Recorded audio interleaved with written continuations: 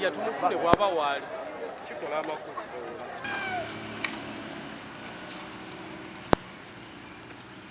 Mama ngojja kaguddeyo. Bannanga mawulire gankute nange. Kamala okulaba ekiri bale. Kale kale. Mama musesa. Naffe bwe.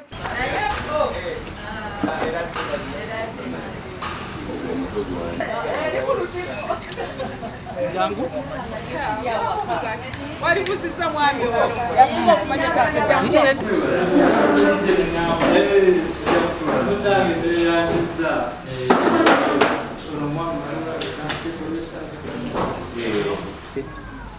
Serwanga Giovanni era mbadde president wa Fathers Union Mukono Diocese kumala emyaka 8 n'akawumula. Ebiseera byonna tubadde tulinze okufuna omulabirizi Omugya, naye omulabirizi bonna nga balina gwe basongako n'okuwulira n'essanyu eringi Kabodo.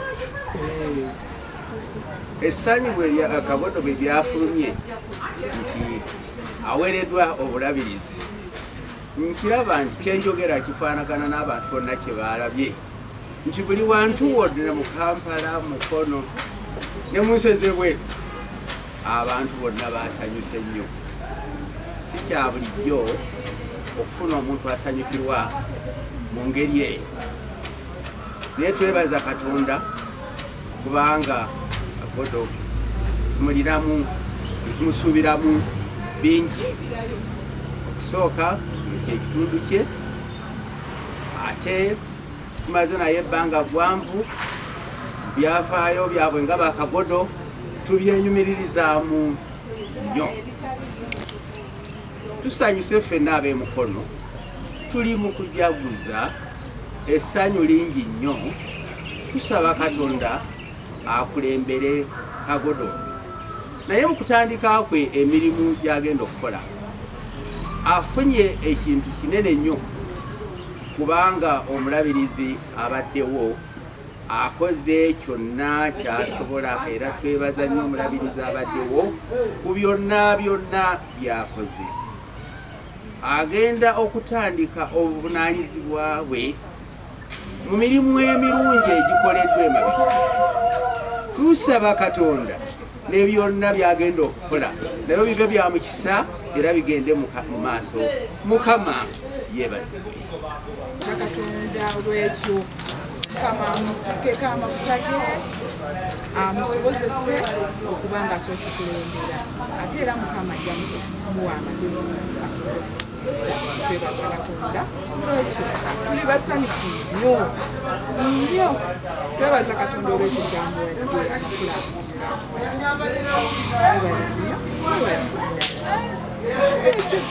Manya gange, I'm Peter Charles Martin, the regional head of distribution of Post Bank. Ngaffe ba Post Bank twenyumiriza nnyo olunaku lwa leero olaba nti Mukono Diocese ena Bishop elect Mwami Kabodo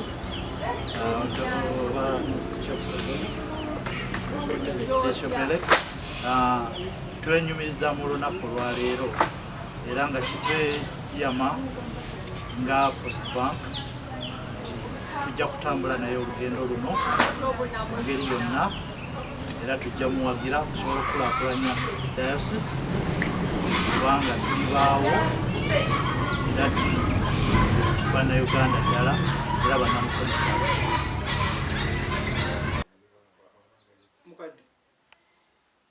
Ngi nnyo okubanga mu famire mwenva muvuddemu omulangira wa Katonda omulabirizi wa Diocese y'e Mukono.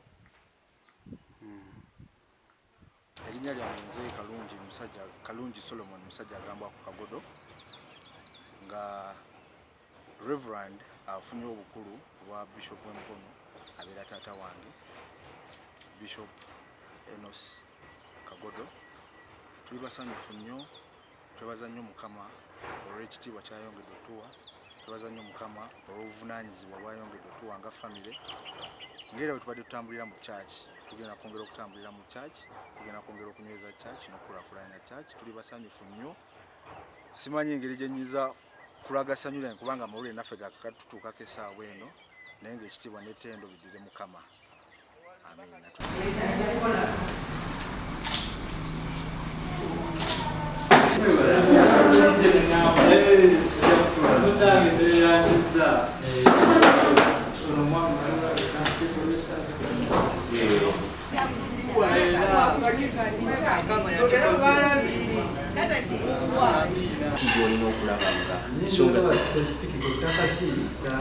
bandekomezawo kutiko nalinga kuyinika nebaza Katonda ekisa kya Katonda mbadde ekisa ly'abakadde bange abalabirizi bankuziza banfudde Bishop Sebagala nanfula kanoni nanfuula provosti ate era n'okusoma kwonna kanisa nze nyinza okugamba ensomeseza okuba nasoma S4 naddamu okusoma bubuulizi bwe nva ku bubuulizi era kanisa nempeerera ku waawo nenfuna certificate enamugongo kakati enamugongo eyo ngakola walali mu kintu kitongo ky'ebyobulamu ate UPMB yali tutwala nempa ekirabo nengamba tukuweredde genda okola diploma mu health administration kakati bwe nagimala ate nenzirayo nenzikola olw'emikono weewaawo mu ggwanga lyonna ettaka ly'ekkanisa abakatibwanyi bangi baagato okulitwala naye twebaza Katonda bamukaddafe omulabisi baffe alwanye okuteesa kwange kugamba wakomye tujja okutandikira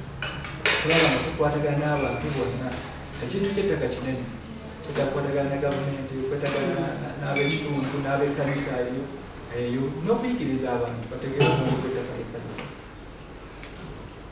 Waliwo matamuse n'enjiri ntabu kakati olwo ekyo kyekyakanaze yenze ekikulu mu myaka gyange egy'obuvubuka nakozesa amaanyi mangi nakyakala mu bingi Katonda yanzikakkanya kati ndabikanga omukakkamu mu byensi naye muri Katonda ne sitaani naye aneewuunya kakati nno Katonda ye ampa amaanyi agabulira enjiri n'okukola obuweereza ate njagala bugumu lyaki so webuweereza abantu Katonda yampa emirembe njagala nnyo era njagala kutambula nnyo n'emirembe sinyumirwa nnyo zitanzimba tuyinza okukitwala ekyokwenyumiriza ekikulu Mukama ampadde omukisa okuyita mu madaala gonna ag'ekkanisa si baweereza bonna n'obeera omukristaayo n'obeera omukulu w'abavubuka n'obeera omusomesa n'obeera omubuulizi n'obeera omudinkoni n'obeera omukadde w'ekkanisa n'ofuuka omusumba n'obeera saabadinkoni n'obeera kanoni n'obeera provosti ate notuuka ku ddaala y'obulabirizi nkyebaliza Katonda Mukama olugendo kiragira ddala nti ye yennyini yantemedde ekkubo aze nga mpisa wano akuteeka ku ddaala eddala so kyakwenyumiriza nnyo ddala n'ekirala mu kanisa teesinga okunyumirwa bali kwe kubuulira enjiri abantu ne balokoka ekyo kinsanyusa era mpulira nga asasuddwa mu bigambo byonna ekirala Mukama ampadde ekisa nkyenyumiriza wonna wempise basobola okulaga nti Kagodo yayitako wano kyo nkyebaliza Katonda byonna gyempise byonna budde bulituuka ngenda bibawa wonna wempise Katonda ambadde okulekawo omukulu Katonda abadde nange mu byonna mpadde okuganjeri abantu kyebaliza Katonda n'okumpulira wendeeta ensonga bagikwata obuvunaanyizibwa ekimala Mukama akimpadde wena gyempise abantu bazze basooka ne babanga abeesenda ku nkomero ogenda okulaba nga ate bazze gy'oli tuweza nekugenda mu maaso so ebyo ebibaddewo naye Mukama atukoze bulungi oyogerwako ng'omusajja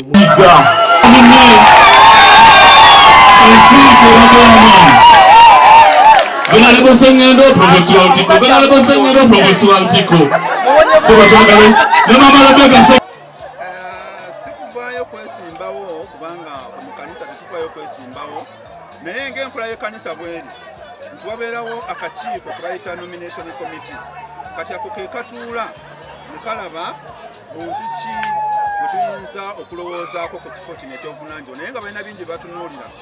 Bayinza otunuulira obuweereza bwo, batunuulira obuyigirize bwo, batunuulira gy'oyise mu buweereza bwo byonna by'ozza okola. Kakati okwo kubasinziira ne bagamba nti kakati n'ono naye asobola okubeera omulabirizi.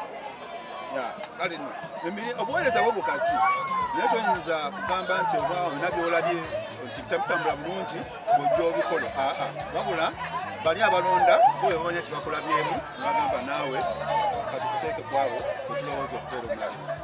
Ne povoti presengendo nga nesabadiikoni obusabadiikoni buno bwennasuuti era nga nze mbadde ne mukadde waffe kati Bishop Electi amanya abiri agagenda ekifo kino. Twagala okwebaza Katonda nti ye Katonda alina okuteesa okukwe n'enteekateeka ezize. Era tuli wano kakati nga tusanyuka okwebaza Katonda ate olw'okuba nti atufunidde omulabirizi. Ekiseera kye tuyiseemu ng'omulabirizi tekibadde kiseera kyangu okulaba nga embeera eno etambula bulungi. Wabaddewo embeera nyingi ezibaddewo naye twebaza Mukama byonna biyitiddwamu. Nolwekyo njagala okukubiriza bakrisitaayo bonna ab'obulabirizi obw'emukono kya twekati wamu okutwala obulabirizi bwaffe mu maaso. Kubanga kino kirina kubeeramu omuntu omu yekka. Nolwekyo ffe abalala tulina okuwaayo obudde okuwagira mu nteekateeka zonna z'anaabaze nazo.